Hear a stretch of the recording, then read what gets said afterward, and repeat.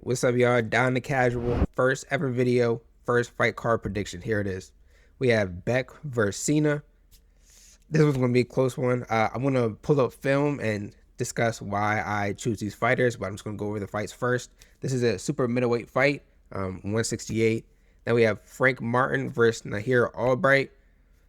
This one is not going to be as close, I think, but this one's going to be another good fight. Obviously, at junior welterweight.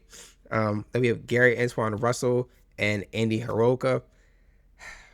I think people are going to be really upset with how this fight goes. I've been seeing a lot of hype behind Andy Hiraoka, and I'm not buying it. I'm just going to be honest. And then we have Richards and Hitchens and Oscar Duarte. This might be fight of the night. We're going to go into why, but yeah, I think that might be fight of the night. And obviously the main event, Mario Barrios versus Ryan Garcia.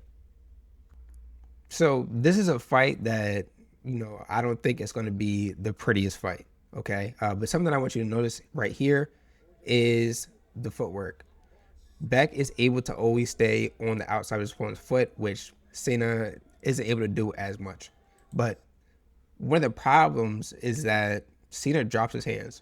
Whenever he throws a shot, it's never like it comes right back up here to his guard. He always shoots and it goes right back down, comes back up. This could be very bad for him. Now, even while that's still the case, he has a lot of power. So when he throws, especially with his good positioning, he could hurt somebody. And he could definitely hurt Sena because we're going to watch him. That was, he's just throwing kind of crazy, a little too crazy. But honestly, a key part of this is going to be how much he respects his opponent's power. And then we have Sena. Okay. Sena gets hit. That's the thing. And you saw right there, let's play it back just real quick. He ducks his head down. That was a little weird. He ran right into this uppercut. Oh man. Yeah, he's getting touched up quite a bit, and his footwork isn't there. He's kind of wild, but he has power. I mean, they call him the African assassin for a reason. He does have a lot of power, kind of more like a Francis Ngannou type, like little technique, a lot of power. So because of stuff like this, honestly, I'm gonna go Beck. I mean, he's a lot more technically sound. I think if Sena touches him on the chin, then maybe he could do it, but I wouldn't put my money on it. So give me Beck. Next, we have Frank Martin versus Nahir Albright. And something that's about to happen to Frank that I think Nahir's about to do is this body shot. Frank leaves his body open a little more than he probably should, and Nahir likes to take advantage of things like that. While I do think that Frank Martin is a lot more technically sound, it's things like this that could be Frank's downfall. Okay, this right here is something that I'm a little scared for with Nahir. He shells up a little bit and kind of folds over right there, and then he has a lunging jab. Not too sure if he should do that against Frank. Something that I noticed with Nahir is that he's a lot more open than he probably should be. Something that he does in this fight is kind of folds over. He has a lot of lunging jabs. He's kind of out of place. His footwork's a little all over the place. Maybe that's just because he was so comfortable against Kelvin Davis. I mean, obviously he won this fight. People said that he gave up a good fight against Keyshawn Davis. I think people overhyped that, but he's still a good fighter. I think I just see a few more flaws in Nahir's game that Frank Martin could take advantage of, but Nahir does have that power, and really we'll see if Frank Martin fears that power. That's where Gervonta Davis really got him at, was the fear of Tank's power. It got to Frank Martin. Plus, I really think that Frank Martin is making a great comeback. I mean, even when he got dropped by Tank, he was just scared. I feel like people really overlook that. That's something I've always said from that fight, is I think he was just scared in that fight. And I think that he's going to make a comeback starting now. I think he had a good knockout against Bartholomew, and he's going to have a great performance against Nahir Albright. Give me Frank Martin. I don't know if he'll win by knockout.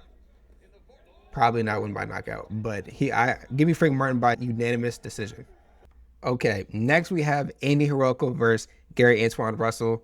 And this is something right here that I think Andy's going to have a lot of trouble with. Okay. He's about to get pushed up against the ropes, and he gets out. He gets out, but he's not going to be able to get out against Gary Antoine Russell. Not like he is right here. And this is another part right here. When he's in the clinch, when he's in close, what is he going to be able to do against Gary Antoine Russell? And I don't think he's going to be able to do anything. Andy is great controlling the distance, and he has good power, but I just think that Gary is way too aggressive, way too tricky, and is going to make Andy fight at his pace. Gary's going to make Andy fight at Gary's game. And I don't think that's going to go well for Andy at all. Give me Gary Antoine Russell. And this is kind of what I'm talking about right here. It's this pressure. It's the sneaky stuff like this where he kind of covers his face with the glove and then hits him, has him against the ropes, and he's not really going to be able to go anywhere. I feel like Andy's going to be in really big trouble. This honestly might be a knockout. Now, I'll say this, right? Gary does get wild at times. He does do a little too much, gets out of position, but I don't think that Andy is going to be able to capitalize on that. I don't think that Andy is going to be able to get him in those positions where Gary's uncomfortable. I think Gary's going to be able to close the distance pretty early and kind of do what he wants. This is something I really don't know about, because Oscar Duarte, he is a pressure fighter. He does come forward, and what Ryan is doing is it works well against fighters like him. You know, you move around the ring, pick him apart with a jab, stick and move. But Hitchens doesn't really do that. Not too often. You see in certain fights, we're going to look at it in a minute, where he's pretty flat-footed. He's not really bouncing around. He's not really moving around too much. And I don't know if he's going to be able to pick apart Oscar Duarte as much. I would hope so. I would hope that would be the game plan, because I think if it gets close, if it's a close range fight, it's going to get bad for Hitchens. Now, this is another area where Oscar Duarte might have some trouble, is just the volume. It seems like it's really hard for Duarte to see. It's like he needs a second before he even throws a combo. So with the extra flurry of punches coming at him, I think he'll be blinded. Richard Hitchens has a great jab. He has a great hook too. So I think if Hitchens can move around enough, use the jab correctly, not be on the ropes like this, Hitchens don't do that at all. I think if he can use his punches wisely and move around a little bit, I think Hitchens is going to be just fine. Okay, this is a good clip right here.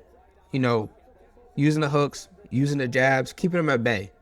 Kind of just suffocating him with the jab a little bit. I think that's Hitchens', road to success right there. And this right here, I don't want Hitchens to do this. I don't want him to just wall up and start taking the shots, because Oscar hits hard. He is really hard. So that can be bad for him if he decides to just sit there rather than move around and kind of get out of the way. But with that being said, I do still have Hitchens winning by unanimous decision. I don't think there's going to be a knockout this fight. I think if Hitchens plays it smart, he'll be just fine. This is something I'm really scared about, right? The dropping his hands. We know how quick Ryan Garcia is, and he's been locked in this entire training camp. This is scary, right? Because Ryan's not going to have to back up as much, and he might not even back up at all. He might take a punch like that and return fire. Barrios actually does have a pretty decent chin. Obviously, he got knocked out by Gervonta Davis, but almost everybody does.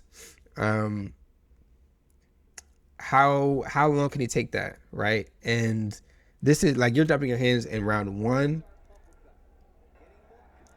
That's not the best sign, but there is something right there where Barrios can have success, is that jab.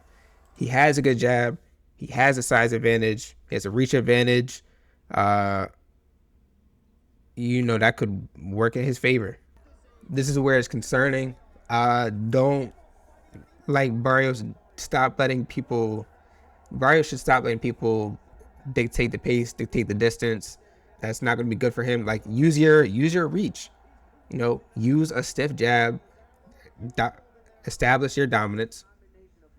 This is where it could get bad for someone like Barrios because there's no reason that an old man like Pacquiao should just be able to come in and do whatever he wants and land as many combos as he wants. He's not respecting the distance or the power at all, and it's going to be bad if Ryan Garcia does the same thing. Barrios talked about the size advantage that he has over Ryan Garcia. Well, you have to actually use it. Like, he didn't really use it again. Like he did. He didn't really use it.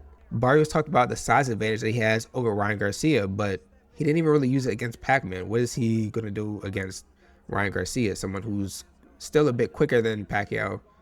Now, of course, we all know about this fight. Ryan, again, dropping his hands a little bit too much after a hook, and he gets dropped. That's pretty bad. But the good part about this is that Ryan gets back up. Well, except for that one time.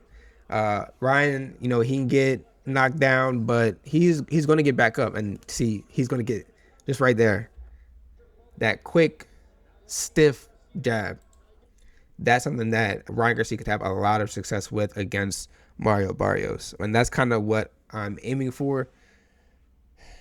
I don't think that Ryan Garcia is going to be able to just walk through Mario Barrios like everyone is saying, but I do think Ryan Garcia is going to win. Probably not by knockout. I would aim at unanimous decision for that, but yeah, we'll see what actually happens. Let me know what you guys think. First video, let me know any comments, tips, whatever you have to say. Any advice, let me know. And let me know if you agree with the picks or not, or if you guys see it going a different way.